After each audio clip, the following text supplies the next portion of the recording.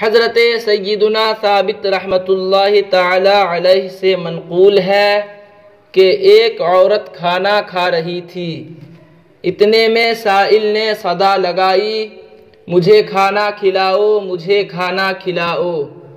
عورت کے پاس صرف ایک لقمہ بچا تھا۔ جیسے ہی اس نے منہ کھولا، سائل نے دوبارہ صدا لگائی۔ ہمدرد و نیک عورت نے وہ لقمہ سائل کو کھلا دیا۔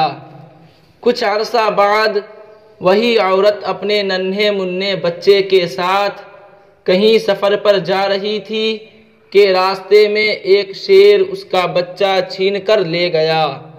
ابھی شیر تھوڑی ہی دور گیا تھا کہ اچانک ایک شخص نمودار ہوا اور شیر کی طرف بڑھا، پھر شیر کے دونوں جبڑے پکڑ کے پھاڑ ڈالے اور بچہ اس کے منہ سے نکال کر عورت کے حوالے کرتے ہوئے کہا، لقمہ کے بدلے لقمہ، یعنی تو نے جو ایک لقمہ سائل کو کھلایا تھا اس کی برکت سے تیرا بچہ شیر کا لقمہ بننے سے بچ گیا۔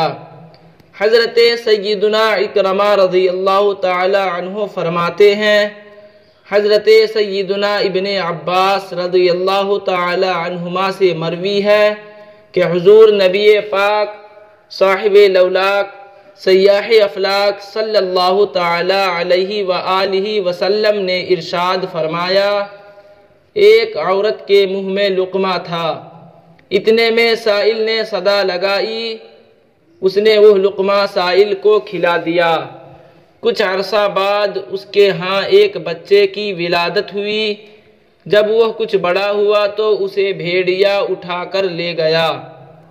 عورت اس بھیڑیے کے پیچھے بھاگتی ہوئی پکار رہی تھی، میرا بیٹا، میرا بیٹا۔